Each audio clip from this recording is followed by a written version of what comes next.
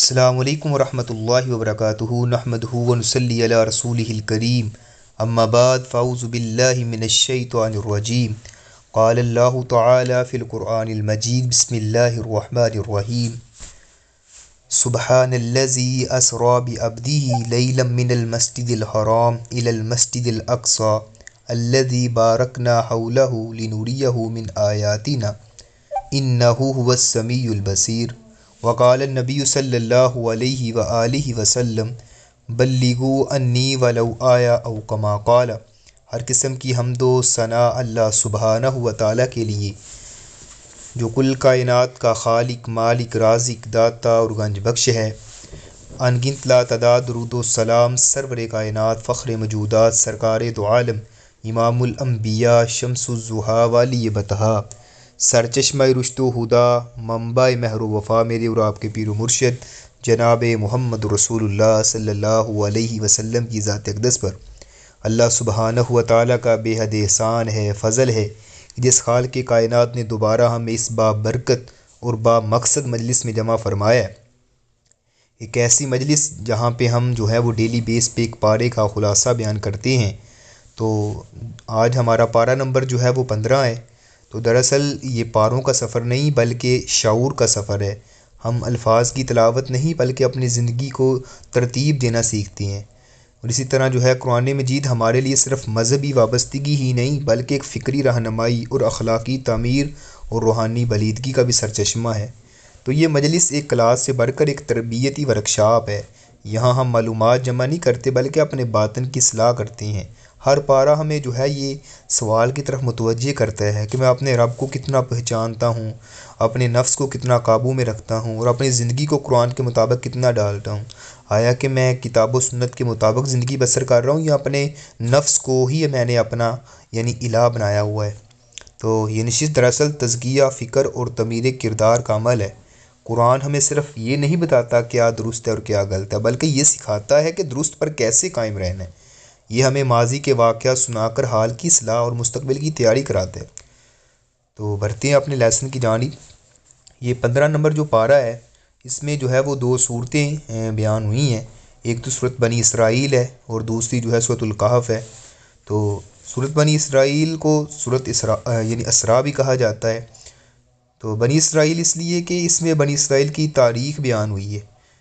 اس لیے اس کو بنی اسرائیل کہا جاتا ہے کہ اس میں بنی اسرائیل کی جو ہے تاریخ بیان ہوئی ہے۔ اور اسراء اس لیے کہ اس میں آپ علیہ الصلوۃ والسلام کے جو ہے سفر اسراء و معراج کا تذکرہ کیا گیا ہے۔ تو یہ صورت مکہ میں رسول اللہ صلی اللہ علیہ وآلہ وسلم کے جو ہے وہ آخری دور میں نازل ہوئی تھی، جب کفار کا ظلم و ستم اپنی انتہا کو پہنچا ہوا تھا اور نبی علیہ الصلوۃ والسلام کی غمسار بیوی حضرت خدیجہ رضی اللہ تعالیٰ عنہ اور بلکہ محافظہ ڈال بنا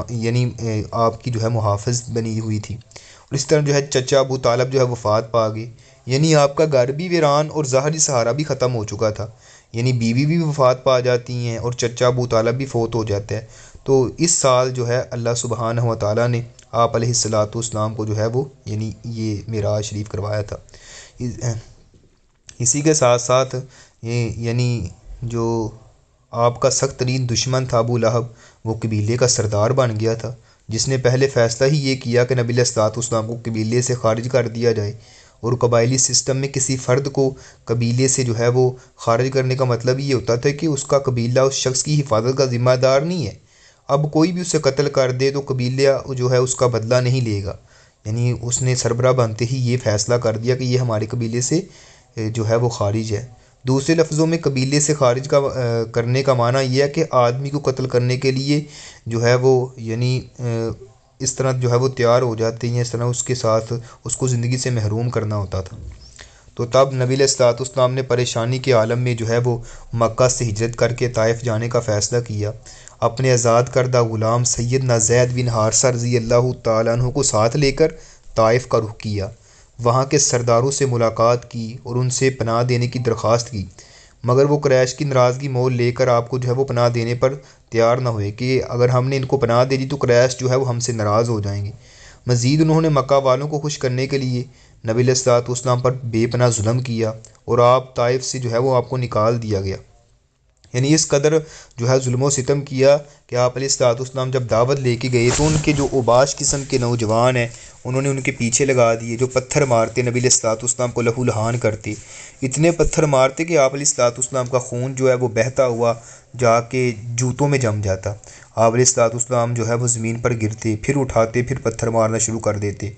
ادھر سے آسمان سے فرشتے آ جاتے، بھئی ابھی آپ ہمیں حکم دیں، ہم ان کو ان دو پہاڑوں کے درمیان جو ہے وہ پیس کے رکھ دیں۔ آپ علیہ الصلوۃ والسلام نے اپنی زبان مبارک سے تب بھی یہ ارشاد فرمایا تھا، اللہم اہدی قومی، اللہ میری قوم کو ہدایت عطا فرما، یہ کیونکہ یہ مجھے جانتے نہیں ہیں، اور ساتھ یہ دعائیں کرتے، فرماتے بل ارجو ان یخرج اللہ من اصلابہم من یعبد اللہ وحدہ لا یشرک بہ شیئا،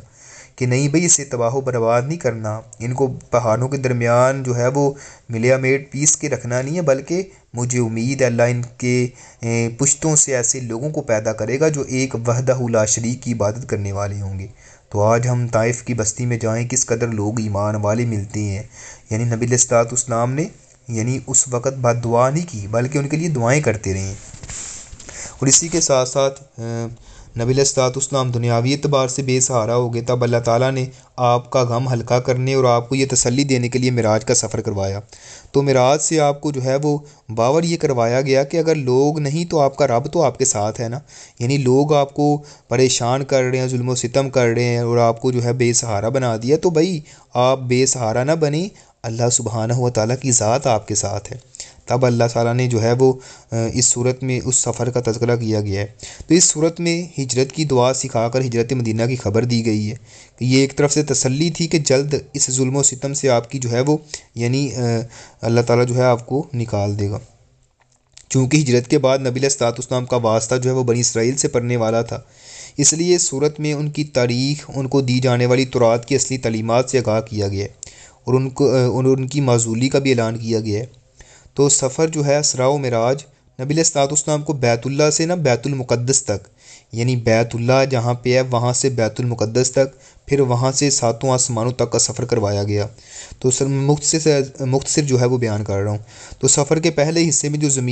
زمین پر سفر تھا اسے جو ہے اسراء کہتی ہیں، اور دوسرا حصہ یعنی جو آسمانی سفر ہے اس کو معراج کہا جاتا ہے۔ یہ جو پوائنٹ والی بات ہے کہ جو زمینی سفر ہے یعنی بیت اللہ سے بیت المقدس تک، اس سفر کو اسراء کہا جاتا ہے، اور دوسرا حصہ یعنی جو آسمانی سفر ہے اس کو معراج کہا جاتا ہے۔ تو اس صورت میں صرف اسراء کا تذکرہ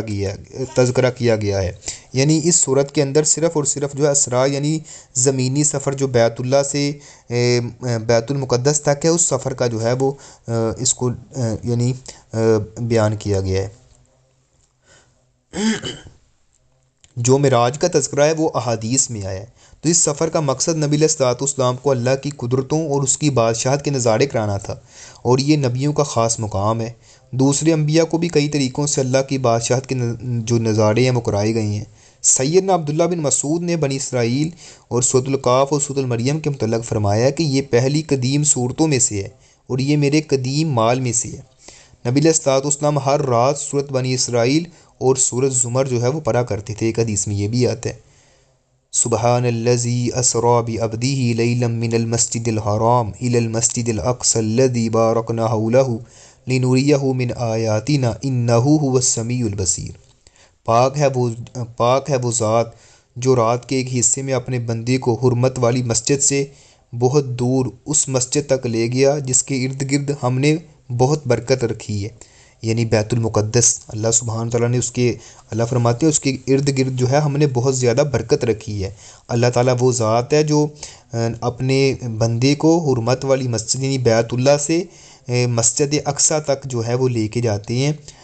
جس کے ارد گرد ہم نے برکت رکھی ہے، تاکہ ہم اسے اپنی کچھ نشانیاں دکھائیں۔ بلا شبہ وہی سب کچھ سننے والا، سب کچھ دیکھنے والا ہے۔ تو بنی اسرائیل کی تاریخ جو ہے اور عروج اور زوال اس کا بھی جو ہے اسی پارے کے اندر تذکرہ کیا گیا ہے کہ معراج کا جو زمینی سفر مکہ سے بیت المقدس تک تھا اس کا مقصد نبی علیہ الصلوۃ والسلام کو فتح مکہ اور فتح بیت المقدس کی خوشخبری دی گئی ہے۔ اس کے ساتھ ساتھ بنی اسرائیل کے عروج و زوال کی تاریخ بھی بیان کر کے مشرکین عرب کو یہ تنبیہ کی گئی ہے کہ انہیں بنی اسرائیل کے عروج و زوال سے عبرت جو ہے وہ حاصل کرنی چاہیے۔ اس 2 مرتبہ کے فساد اور اس کی سزا کی تعین کا کوئی مضبوط اور قابل اعتماد جو ہے وہ ذریعہ ہمارے پاس قرآن و سنت کے سوا کچھ بھی نہیں ہے، کیونکہ قبل مسیح کی طریق کی نہ تو کوئی سند ہے اور نہ ہی اس کا کوئی ثبوت یا کوئی پختہ دلیل ہمارے پاس ہے۔ رہا ان کا فساد تو اس کا شمار ہی نہیں ہے، قرآن مجید میں ان کے فسادات کی جو ہے بھرپور جو تفصیل جو ہے وہ موجود ہے۔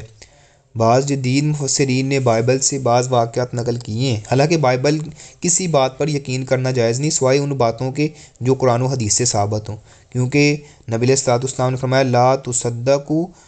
اہل الکتاب ولا تکذبوہم وقولوا آمنا باللہ وما انزل، کہ اہل کتاب کو نہ سچا کہو اور نہ انہیں جھوٹا کہو، بلکہ یہ کہو کہ ہم اللہ پر جو کچھ اس نے نازل کیا سب پر ایمان لانے والے ہیں۔ اس طرح جو ہے اللہ تعالیٰ نے یہ فرمایا وَقَصَّيْنَا إِلَىٰ بَنِي إِسْرَائِيلَ فِي الْكِتَابِ لَتُفْسِدُنَّ فِي الْأَرْضِ مَرَّتَيْنِ، ہم نے بنی اسرائیل کو کتاب میں فیصلہ سنا دیا کہ بے شک تم زمین میں ضرور 2 بار فساد کرو گے، اور بے شک تم ضرور سرکشی کرو گے، اور بہت بڑی سرکشی۔ پھر جب ان دونوں میں سے پہلی کا وعدہ آیا تو ہم نے تم پر اپنے سخت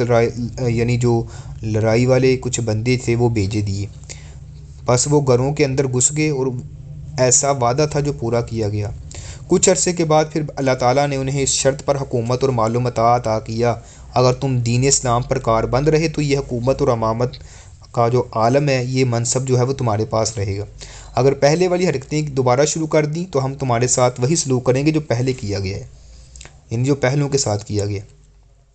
مگر دوسری بار حکومت ملنے کے بعد ان کی سرکشیاں پہلے سے زیادہ بڑھ گئیں، انہوں نے دین اسلام کا صریح انکار کر دیا۔ سیدنا یحییٰ علیہ السلام کو جو ہے وہ یعنی شہید کر دیا، قتل کر دیا۔ سیدنا عیسیٰ علیہ السلام کو بھی گرفتار کیا اور قتل کرنے کی کوشش کی۔ وہ الگ بات ہے کہ اللہ تعالیٰ نے انہیں جو ہے وہ زندہ آسمانوں پر اٹھا لیا۔ دوسری دفعہ والے بندوں سے مراد کون لوگ ہیں؟ یعنی قرآن و حدیث میں اس کی کوئی وضاحت تو نہیں ہے۔ جب نبی علیہ الصلوۃ والسلام مدینہ منورہ تشریف لائے تو اس وقت بیت المقدس پر قبضہ جو ہے وہ نصارہ کا تھا، تو انہوں نے جو ہے وہ یہودیوں کے بیت المقدس سے داخل ہونے پر پابندی لگا رکھی تھی کہ یہودی نہیں داخل ہو سکتے۔ یہودی جو ہے وہ مدینہ، خیبر اور دنیا کے مختلف علاقوں میں رہائش پذیر تھے۔ اللہ تعالیٰ کی طرف سے ان پر زبردست جو ہے وہ بندوں کو مسلط ہونے کی وجہ سے قوم یہود کو بے دردی سے قتل کر کے انہیں القدس سے نکال دیا گیا۔ 16 ہجری میں مسلمانوں نے جو ہے وہ بیت المقدس پر حملہ کیا اور بیت المقدس کو فتح کر لیا، اور 1967 تک یہ مسلمانوں کے قبضے میں ہی رہا، اور تقریباً 2000 سال تک یہودی اس میں داخل نہ ہو سکے۔ جب مسلمان دعوت جہاد سے غافل ہوئے اور فسق و فجور میں مشغول ہوئے تو ان سے بیت المقدس جو ہے وہ جاتا رہا، پھر ان سے جو ہے وہ ان لوگوں نے جو ہے وہ چھین لیا۔ اسی طرح جو ہے اسی پارے کے اندر اس بات کا بھی تذکرہ کیا گیا کہ انسان کی ہلاکت کے اصول ہیں۔ اللہ تعالیٰ بلا وجہ کسی قوم کو سر بلند اور کسی کو ہلاک نہیں کرتا، بلکہ اللہ تعالیٰ جو ہے کائنات میں سر بلندی اور ہلاکت کے اصول جو ہے متعین کر دیے ہیں۔ من اہتدی فانما یہتدی لنفسہ ومن ضل فانما یضل علیہا ولا تزر وازرۃ وزر اخری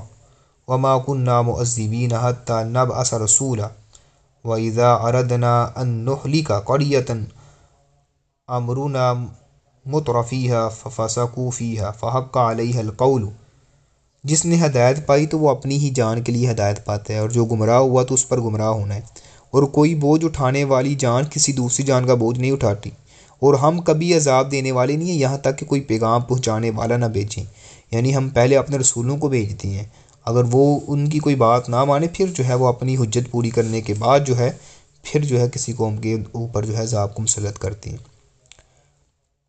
اسی طرح جو ہے اسلامی ریاست کے بنیادی اصول بھی اسی پارے کے اندر بیان ہوئے ہیں۔ تورات میں یہودیوں کو جو ہے وہ 10 احکام دیے گئے تھے جو دین کی جو ہے وہ ان کے بنیاد تھے۔ یہاں معاشرے کی اساس تورات کی تعلیمات کا خلاصہ تھے۔ اللہ تعالیٰ نے یہودیوں کو جو 10 احکام دیے جن پر ان کی سلطنت اور معاشرت کی بنیاد تھی، چونکہ وہ یونیورسل اور ابدی اصول ہیں، اس لیے صورت میں ان احکام کا تذکرہ کیا گیا ہے، اس طرح کہ اسلامی معاشرت کا ایک مکمل جو ہے وہ ڈھانچہ قائم کیا گیا ہے کہ عبادت صرف اور صرف اللہ تعالیٰ کے لیے، اور اسی طرح جو ہے والدین کے ساتھ جو ہے انتہا درجے کا احسان ہے، پہلا یہ ہے کہ اللہ تعالیٰ کے عبادت جو ہے صرف اللہ تعالیٰ کی جائے، دوسرے نمبر پہ والدین کے ساتھ جو ہے انتہا درجے کا احسان کیا جائے۔ اللہ تعالیٰ فرماتے ہیں وَقَضَىٰ رَبُّكَ أَلَّا تَعْبُدُوا إِلَّا إِيَّاهُ وَبِالْوَالِدَيْنِ إِحْسَانًا إِمَّا يَبْلُغَنَّ عِندَكَ الْكِبَرَ أَحَدُهُمَا أَوْ كِلَاهُمَا فَلَا تَقُل لَّهُمَا أُفٍّ وَلَا تَنْهَرْهُمَا وَقُل لَّهُمَا قَوْلًا كَرِيمًا وَاخْفِضْ لَهُمَا جَنَاحَ الذُّلِّ مِنَ الرَّحْمَةِ وَقُل رَّبِّ ارْحَمْهُمَا كَمَا رَبَّيَانِي صَغِيرًا۔ اور تیرے رب نے فیصلہ کر دیا ہے کہ اس کے سوا کسی کی عبادت نہ کرو، ماں باپ کے ساتھ اچھا سلوک کرو، اگر کبھی تیرے پاس دونوں میں سے ایک یا دونوں جو ہیں بڑھاپے میں چلے جائیں یا پہنچ جائیں تو ان دونوں کو اف تک نہ کہو، اور نہ انہیں جھرک اور نہ جھرک دو، ان سے بہت یعنی کرم والی بات کہو، یعنی نرم بات کیا کرو، اور رحم دلی سے ان کے لیے تواضع کے جو بازو ہیں وہ جھکا دو، اور کہ اے میرے رب ان دونوں پر رحم کر جس طرح انہوں نے چھوٹا ہونے کی حالت میں مجھ پر جو ہے وہ یعنی رحم کیا، مجھے جو ہے وہ بڑا کیا، پالا ہے۔ تو ان کے لیے دعا کرنی چاہیے رب ارحمہما کما ربیانی صغیرا، اپنے والدین کے لیے۔ اس طرح جو ہے رشتہ دار، مساکین اور مسافروں کی مدد اور تعاون، وآتی ذی القربی حقہ والمسکین وابن السبیل، اور رشتہ داروں کو اس کا حق دے، مسکین اور مسافروں کو، اور جو ہے اور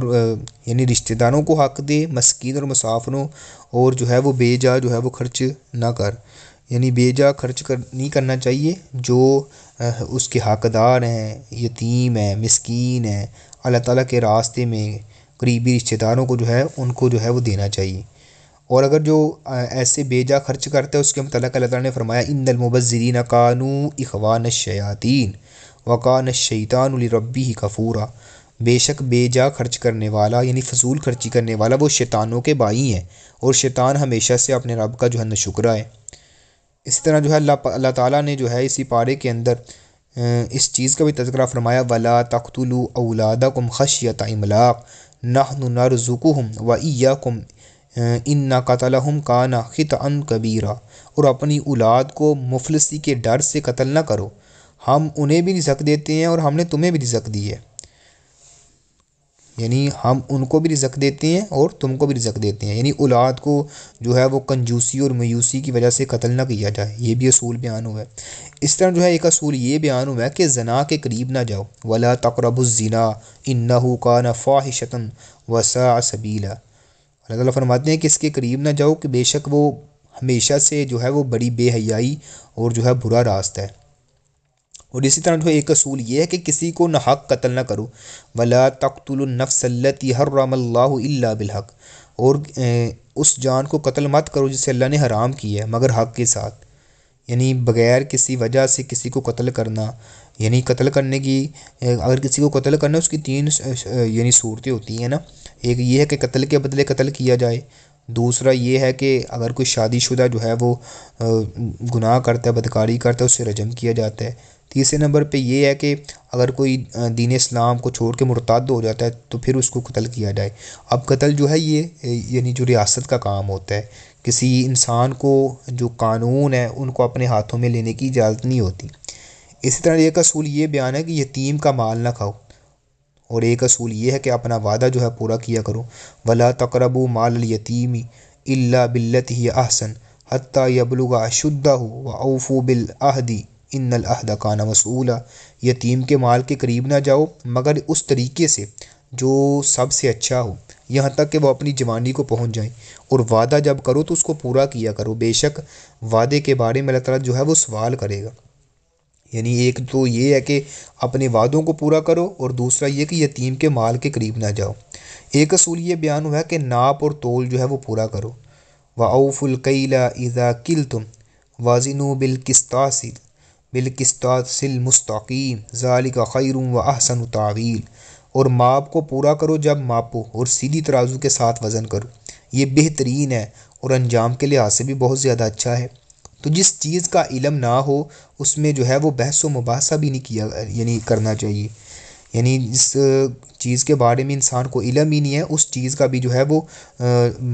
آپس میں جو ہے وہ بحث و مباحثہ نہیں کرنا چاہیے۔ یعنی ایک اصول یہ بیان ہوا ہے کہ یتیم کا مال نہ کھاؤ، جب وعدہ کرو تو پورا کرو، ماپ تول کو پورا کرو، اور جس چیز کا علم نہیں ہے اس میں بحث و مباحثہ بھی نہ کرو۔ ولا تقف ما ليس لك به علم ان السمع والبصر والفؤاد کل اولئک کان عنہ مسؤولا۔ اور اس چیز کا پیچھا نہ کر جس کا تجھے علم ہی نہیں ہے، بے شک کان، آنکھ اور دل، ان میں سے ہر ایک کے متعلق جو ہے سوال کیا جائے گا۔ اسی طرح جو ہے زمین پر اکر کرنا چلو، ولا تمشی فی الارض مرحا انک لن تخرق الارض ولن تبلغ الجبال طولا۔ اللہ فرماتے ہیں زمین میں اکر کرنا چل، بے شک تو نہ کبھی زمین کو پھاڑے گا اور نہ کبھی لمبائی میں پہاڑوں تک پہنچے گا، یعنی زمین میں اکر کر اتراتے ہوئے نہیں چلنا چاہیے۔ آخر میں فرمایا کہ کل ذالک کان سیئہ عند ربک مکروہا۔ اللہ تعالیٰ فرماتے ہیں یہ سب کام ان کا جو ہے وہ یعنی یہ سب کام ان کا برا تیرے رب کے ہاں ہمیشہ سے ناپسندید ہے، یعنی یہ سب کام جو ہیں اللہ کے ہاں ہمیشہ سے جو ہے ناپسندید ہے۔ اس صورت میں بتانے کا مقصد یہ ہے کہ یہ احکام بنی اسرائیل کو دیے گئے تھے، مگر انہوں نے ان کی پاسداری نہ کی، تو اس نے انہیں جو ہے وہ امامت عالم کے منصب سے معزول کر کے دوسری قوم کو نہیں شرائط پر یہ منصب دیا جا رہا ہے۔ یعنی انہوں نے جو ہے وہ اس اصولوں کی پیروی نہیں کی، ان کی پابندی نہیں کی، اب ان سے جو ہے وہ جو امامت عالم کا منصب ہے ان سے جو ہے وہ لے کر دوسری قوم کو اس شرائط پر یعنی منصب دیا جا رہا ہے۔ اور اسی کے ساتھ ساتھ جو ہے اس پارے کے اندر یہ بھی بیان ہوا کہ شیطان کو فساد برپا کرنے کا موقع نہ دو۔ شیطان کے خطرناک جو ہے وہ خطرناک ہتھ کندوں میں ایک لڑائی کرانا ہے۔ شیطان جو کام نارمل حالات میں انسان سے نہیں کروا سکتا وہ کام غصے اور لڑائی کے ذریعے کرواتا ہے۔ مثلا کبھی جھوٹ نہ بولنے والا نمازی اور پرہیزگار شخص پر یعنی پرچہ کٹواتے اور عدالت میں بیان دیتے ہیں اور جھوٹ بول جاتا ہے، جھوٹ جو ہے وہ بولا جاتا ہے، تو معاشرے میں دشمن کو جھوٹا ثابت کرنے اور اسے سزا دلوانے کے لیے جھوٹ بولنے کی برائی ہی نہیں سمجھا جاتا۔ اس لیے اللہ تعالیٰ نے فرمایا بَقُلْ عِبَادِي يَقُولُ الَّتِي هِيَ أَحْسَنُ إِنَّ الشَّيْطَانَ أَحْسَنُ إِنَّ الشَّيْطَانَ يَنزَغُ بَيْنَهُمْ إِنَّ الشَّيْطَانَ كَانَ لِلْإِنسَانِ عَدُوًّا مُبِينًا۔ اور میرے بندوں سے کہہ دو کہ وہ بات کہیں جو سب سے اچھی ہو، بے شک شیطان ان کے درمیان جھگڑا ڈالتا ہے، بے شک شیطان ہمیشہ سے انسان کا کھلا دشمن ہے۔ یعنی غصے کی حالت میں جو ہے وہ ایسے کام کروا دیتا ہے جو انسان کے شان شیان نہیں ہوتے۔ نبی علیہ السلام نے فرمایا ہے کہ من کان یؤمن باللہ والیوم الآخر فلیقل خیرا او لیصمت، کہ جو اللہ پر اور یوم آخرت پر ایمان رکھتا ہے اسے چاہیے کہ جب بھی بات کرے اچھی بات کرے یا خاموش رہے، یا یعنی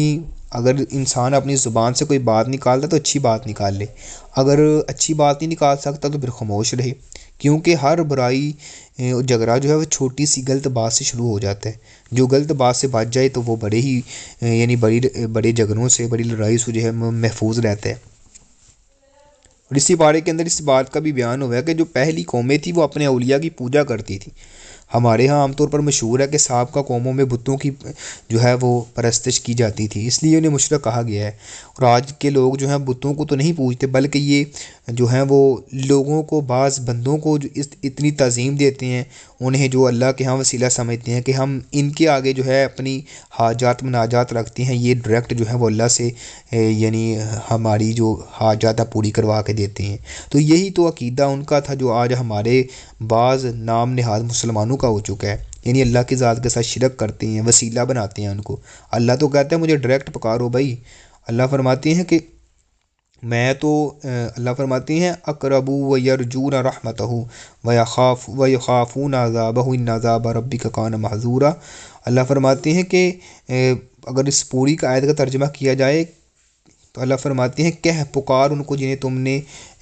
اس کے سوا گمان کر رکھا ہے، پس وہ نہ تمہیں سے نہ تکلیف دور کرنے والے یعنی ہیں، نہ اس کے مالک ہیں، نہ بدلنے کے ہیں۔ وہ لوگ جنہیں یہ پکارتے ہیں وہ خود اپنے رب کی طرف وسیلہ ڈھونڈتے ہیں، تو جو ان میں سے زیادہ قریب ہیں اور اس کی رحمت کی امید رکھتے ہیں اور اس کے عذاب سے ڈرتے ہیں، تو بے شک تیرا رب جو ہے تیرے رب کا عذاب وہ ہے جسے ہمیشہ سے یعنی ڈرا جاتا ہے، وہ تیرے رب کا عذاب ہے۔ تو جن کو یہ پکارتے ہیں تو وہ تو نہ ان کی کوئی تکلیف دور کر سکتے ہیں، نہ کوئی ان سے جو ہے ان کو راحت دے سکتے ہیں، تو جن کو یہ پکارتے ہیں۔ اسی لیے اللہ تعالیٰ نے جو ہے وہ اس آیت کے ذریعے جو ہے واضح فرمایا۔ اور اس طرح جو ہے اللہ تعالیٰ نے جو ہے وہ نبی علیہ الصلوۃ والسلام کو مکہ سے نکالنے کے لیے کوشش کرنے والوں کو جو ہے وہ دھمکی بھی دی ہے کہ بے شک وہ قریب تھے کہ تجھے ضرور اس سرزمین سے پھسلا دیں تاکہ تجھے اس سے نکال دیں، اور وقت وہ تیرے بعد نہیں ٹھہرے گا، اس وقت وہ تیرے بعد نہیں ٹھہریں گے مگر کم ہی ان کے طریقے کی مانند جنہیں ہم نے تجھ سے پہلے اپنے رسولوں میں سے بھیجا ہے، اور تو ہمارے طریقے میں کوئی تبدیلی نہیں پائے گا۔ پھر فرعون کی مثال دی گئی ہے، یعنی فرعون نے بنی اسرائیل اور موسیٰ علیہ السلام کو مصر سے نکالنے اور اکھاڑ پھینکنے کی کوشش کی، مگر ہم نے اس سے اور اس کے ساتھیوں کو غرق کر دیا، یعنی فرعون کو بھی اور اس کے ساتھیوں کو، اور اس کی زمین کا بنی اسرائیل کو وارث بنا دیا۔ اے اہل مکہ، اگر تم نے میرے رسول اور میرے بندوں کو یہاں سے نکالنے کی کوشش کرو گے تو نتیجتاً تمہارے ساتھ وہی کچھ ہوگا جو فرعون کے ساتھ یعنی ہم نے کیا تھا۔ اور اس طرح جو اللہ تعالیٰ نے ہجرت کی تیاری کا حکم بھی دیا ہے اسی پارے کے اندر، اور ساتھ جو ہے وہ یہ بھی فرمایا کہ جب اللہ تعالیٰ نے بنی اسرائیل کو مصر سے ہجرت کرنے کی ہجرت کا حکم دیا، یعنی جب اللہ تعالیٰ نے بنی اسرائیل کو مصر سے ہجرت کرنے کی تیاری کا حکم دیا تو انہیں نماز کی پابندی کرنے کا حکم دیا، کیونکہ مال و منال، گھر بار، دوست احباب اور آبائی علاقہ چھوڑ کر دوسری جگہ ہجرت کرنا کوئی آسان کام نہیں ہوتا، اس لیے آدمی کا دین اور تعلق باللہ جو ہوتا ہے وہ مضبوط ہونا چاہیے۔ تو اسی اصول کے تحت جو ہے جب مسلمانوں کی ہجرت کا وقت آیا تو معراج کے ذریعے ان پر 5 نمازیں فرض کی گئیں۔ نبی علیہ السلام کو حکم دیا گیا کہ آپ جو ہیں وہ تہجد کی بھی یعنی اہتمام کیا کریں۔ اقیم الصلاۃ لدلوک الشمس الی غسق اللیل وقرآن الفجر ان قرآن الفجر کان مشہودا ومن اللیل فتہجد بہ نافلۃ لک عسیٰ ان یبعثک ربک مقاما محمودا۔ نماز قائم کر سوئے ڈلنے سے رات کے اندھیرے تک، اور فجر کا قرآن پر، بے شک فجر کا قرآن ہمیشہ سے حاضر ہونے کا وقت رہا ہے، اور رات کے کچھ حصے میں پھر اس کے ساتھ بیدار رہ، اس حال میں کہ تیرے لیے زائد ہے، قریب ہے کہ تیرا رب تجھے مقام محمود پر یعنی کھڑا کر دے گا، یعنی رات کے حصے میں قرآن پر قیام اللیل کر۔ اس طرح جو ہے اس کے ساتھ جو ہجرت کی دعا پڑھنے کی تلقین فرمائی ہے، وَقُلْ رَبِّ أَدْخِلْنِي مُدْخَلَ صِدْقٍ وَأَخْرِجْنِي مُخْرَجَ صِدْقٍ وَاجْعَل لِّي مِن لَّدُنكَ سُلْطَانًا نَّصِيرًا، اور کہہ کہ اے میرے رب داخل کر مجھے سچا داخل کرنا، اور نکال مجھے سچا نکالنا، اور میرے لیے اپنی طرف سے کوئی ایسا غلبہ بنا جو مددگار ہو۔ پھر مسلمانوں کو تسلی دی ہے اور کافروں کو دھمکی دیتے ہوئے فرمایا وَقُلْ جَاءَ الْحَقُّ وَزَهَقَ الْبَاطِلُ إِنَّ الْبَاطِلَ كَانَ زَهُوقًا۔ اس میں اشارہ یہ ہے کہ جب حق غالب ہوگا تو حق کو ماننے والے بھی غالب ہوں گے، اور باطل کی شکست اصل میں اہل باطل کی تباہی اور بربادی ہے۔ اور قرآن کے ساتھ تعلق جوڑنے کی بھی تلقین کی گئی ہے، کیونکہ اِنَّ قرآن الفجر کان مشہودا، کہ بے شک قرآن کا یعنی فجر کا جو قرآن ہے وہ ہمیشہ حاضر ہونے کا وقت رہا ہے۔ اس طرح اس پارے کے اندر سورۃ الکہف بھی بیان ہوئی ہے۔ تو سورۃ الکہف مکی زندگی کے درمیانے دور میں نازل ہوئی ہے، جب مسلمان اہل مکہ کے ظلم و ستم سے تنگ آ کر حبشہ کی طرف ہجرت کرنے کا سوچ رہے تھے۔ تو اس صورت میں پہلی امت کے نوجوانوں کی ہجرت کا واقعہ بیان کیا گیا ہے، یعنی اہل مکہ کے نہ پہلے ظلم و ستم ہے اور نہ مسلمانوں کی ہجرت کوئی پہلی ہجرت ہے۔ ظلم جو ہے وہ کافروں کا اور ہجرت مسلمانوں کا یہ شعار رہی ہے، یعنی شروع سے جو ہے وہ کفار جو ہیں ظلم و ستم کرتے آ رہے ہیں، اور مسلمان جو ہے وہ ہجرت بھی کرتے آ رہے ہیں، یہ ان کا شعار رہی ہے۔ تو سورۃ الکہف کی اگر فضیلت کے حوالے سے بات کی جائے تو حضرت ابو درداء سے روایت ہے کہ نبی علیہ السلام نے فرمایا من حافظ 10 آیات من اول سورۃ الکہف عصم من فتنۃ الدجال، کہ اللہ تعالیٰ کے پاک پیغمبر جناب محمد رسول اللہ صلی اللہ علیہ وآلہ وسلم فرماتے ہیں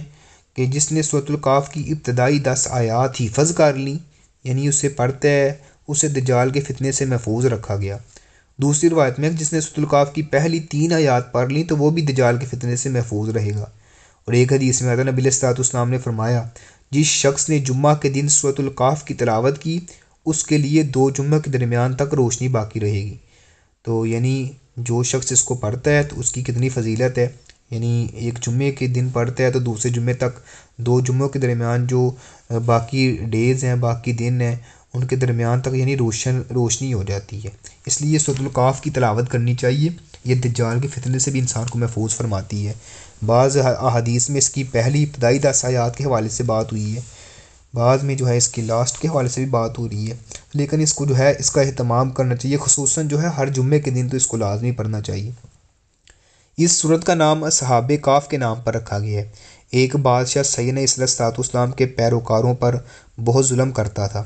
جو کچھ نوجوان مسلمان ہوئے تو اب انہیں خطرہ پیدا ہوا، یعنی کچھ نوجوان ایسے تھے جو اسلام لے آئے، مسلمان ہو گئے۔ اب انہیں خطرہ پیدا ہوا کہ بادشاہ انہیں سنسار کر دے گا، یعنی ان کو مار دے گا، قتل کروا دے گا۔ تب انہوں نے رات کے اندھیرے میں ہجرت اختیار کی۔ ان میں سے ایک شخص کے گھر کا جو کتا بھی ہے ان کے ساتھ وہ بھی چل پڑتا ہے، کوشش کے باوجود واپس نہ ہوا، یعنی کتا بھی ساتھ ساتھ چلنے لگا۔ انہوں نے کوشش کی کہ یہ ہمارے ساتھ نہ آئے، لیکن وہ ساتھ ساتھ ہی رہنے لگا۔ جب صبح ہونے لگی تو وہ ایک اندھیرے یعنی غار میں جا کر چھپ جاتے ہیں۔ تو جب چھپتے ہیں تو پھر رات ہوگی تو پھر انہوں نے سفر شروع یعنی کریں گے، مگر اللہ تعالیٰ نے انہیں وہیں پر صلا دیا، اور وہ اس غار میں جو ہے وہ 309 سال جو ہے وہ سوئے رہے، یعنی 3 صدیاں اور 9 سال، یعنی اتنی لمبا جو ہے وہ یعنی 3 صدیاں اور 9 سال تک وہ سوتے ہی رہے ہیں۔ جب بادشاہ کو خبر ملی تو انہوں نے اسے ڈھونڈنے کی پوری کوشش کی، مگر اللہ تعالیٰ نے ان پر پردہ ڈالے رکھا۔ بادشاہ نے ایک یعنی بورڈ پر ان نوجوانوں کے نام اور حلیہ وغیرہ لکھ کر جو ہے وہ خزانے میں محفوظ کروا دیا، یعنی یہ جب بھی ملیں انہیں پکڑا جائے اور سزا دی جائے گی۔ تو ایمان کی یہ تحریکیں کبھی تیز کبھی سست چلتی رہی ہیں۔ ایک وقت آیا کہ وہاں کا بادشاہ مسلمان ہو گیا اور لوگ بھی مسلمان ہو گئے، پھر ان میں قیامت کے دن زندہ ہونے کے متعلق جو ہے وہ جھگڑا کھڑا ہو گیا۔ بادشاہ نے اللہ تعالیٰ سے دعا کی کہ کوئی ایسی نشانی دکھا کہ لوگ آخرت پر ایمان لے آئیں۔ تب اللہ تعالیٰ نے اصحاب کاف کو نیند سے بیدار کیا۔ جب وہ بیدار ہوئے تو انہیں کچھ خبر نہ تھی کہ وہ کتنی دیر سوئے ہیں، یعنی انہوں نے بھوک محسوس کی تو ایک شخص کو پیسے دے کر جو ہے وہ بھیجا کہ شہر سے جو ہے وہ کوئی اچھا کھانا لے کے آ، کوئی پکیزہ کھانا لے کے آ۔ تو وہ پورے احتیاط سے جانا، کسی کو جو ہے وہ خبر نہیں ہونی چاہیے کہ آپ جو ہے وہ کھانا لینے آئے ہیں۔ جب وہ 309 سال سو کے اٹھتے ہیں، بھوک وہ محسوس کیا، ایک دوسرے سے پوچھتے ہیں ہم کتنی دیر یہاں پہ ٹھہرے ہیں، کوئی کہتا ہے دن، کوئی کہتا ہے دن کا کچھ حصہ، کچھ اس طرح۔ اللہ تعالیٰ نے یعنی وہ وہاں پہ کتنی دیر ٹھہرے تھے، 309 سال۔ پھر وہ کھانا لینے کے لیے جاتا ہے، تو جب کھانا لینے کے لیے پہنچا تو کھانا پیک کروایا، پیسے دینے لگا تو ہوٹل والوں نے پکڑ لیا کہ یہ اتنے پرانے پیسے تم نے کہاں سے لیے ہیں؟ وہ تو شہر کا نقشہ دے کر پہلے ہی پریشان تھا، احتیاط کے پیش نظر کسی سے پوچھنے کی ہمت نہیں کر رہا تھا۔ تو ہوٹل والوں نے سمجھا کہ شاید اس سے کوئی خزانہ ملا ہے، چونکہ خزانہ جو ہے حکومت کا تھا، اس لیے وہ اسے پکڑ کر بادشاہ کے پاس لے جاتے ہیں۔ جب بادشاہ نے تحقیق کی تو معلوم ہوا کہ یہ تو وہی نوجوان ہے جن کے نام جو ہے بورڈ پر لکھ کر خزانے میں محفوظ کر دیے گئے تھے۔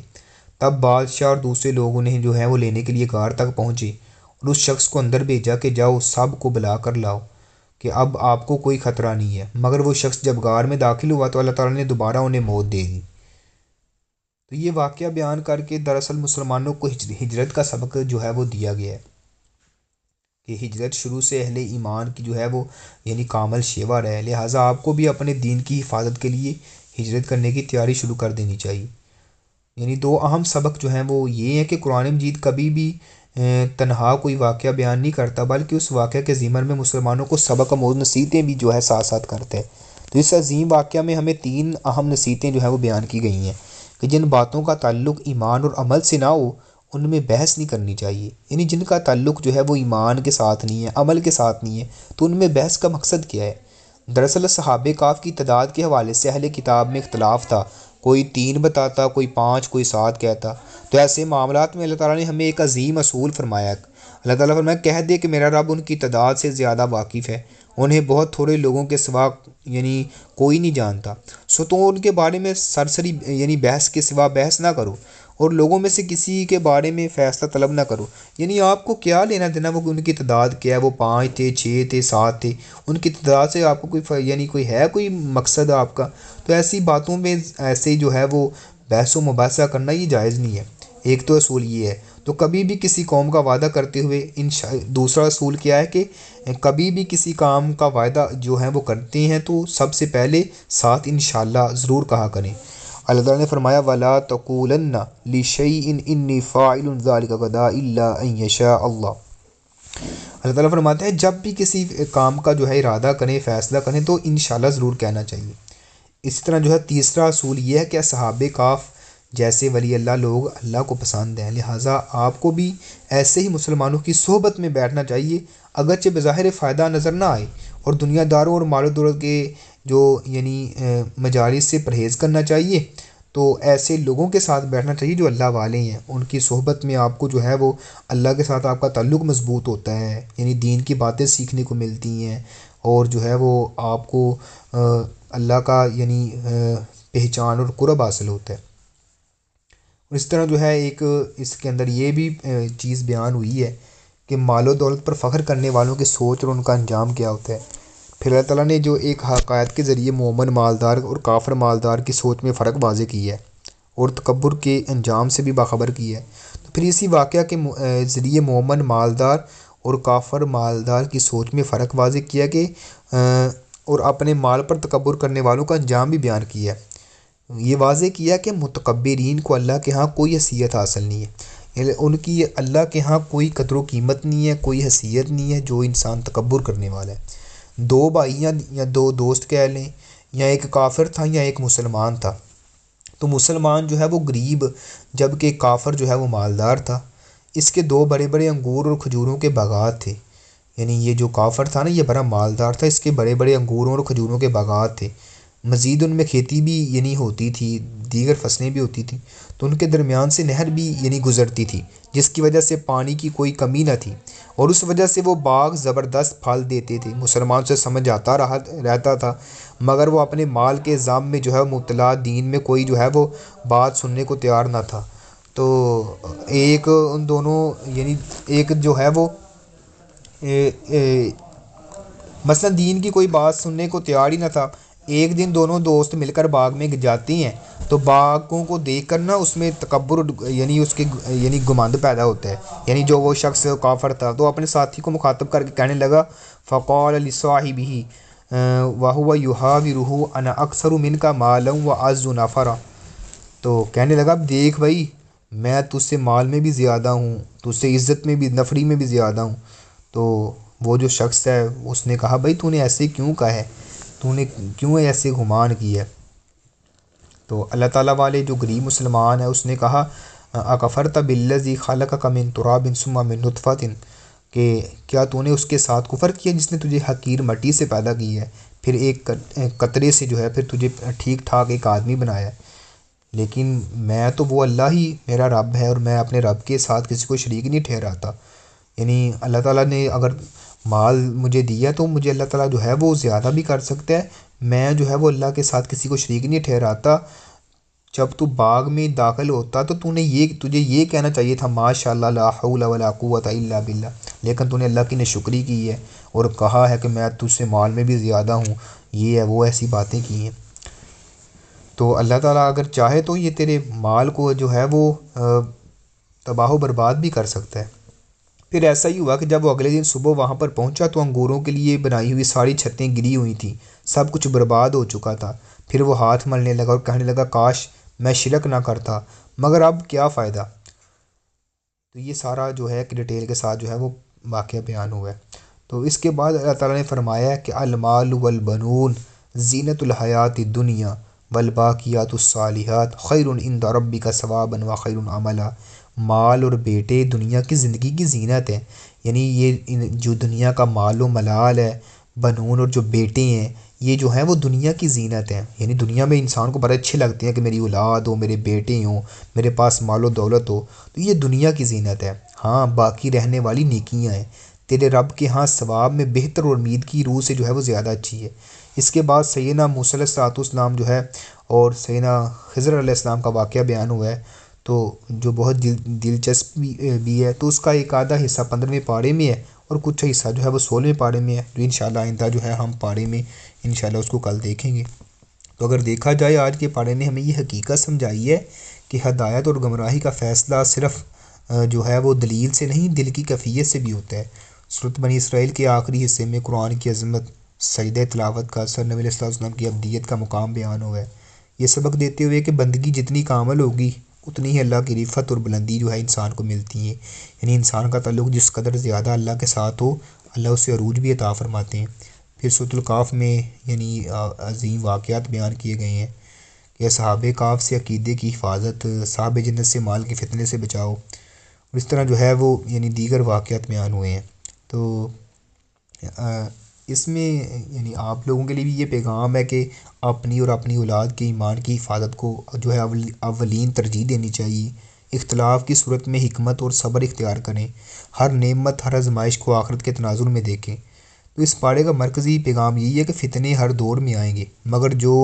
لوگ قرآن کی رہنمائی میں جینے لگے وہ خود بھی محفوظ رہتے ہیں اور اپنی نسلوں کو بھی محفوظ کر لیتے ہیں۔ تو ایمان کی حفاظت جو ہے وہ حالات سے نہیں بلکہ تعلق باللہ سے ہوتی ہے، اور جو دل اللہ سے جڑ جائے اسے کوئی فتنہ جو ہے وہ توڑ نہیں سکتا۔ تو اللہ تعالیٰ سے دعا ہے جو کچھ سنا ہے جو سنایا اللہ ہم سب کو عمل کرنے کی توفیق عطا فرمائے۔ سبحانک اللہم ربنا و بحمدک ونشہد ان لا الہ الا انت نستغفرک ونتوب الیک۔ السلام علیکم ورحمۃ اللہ۔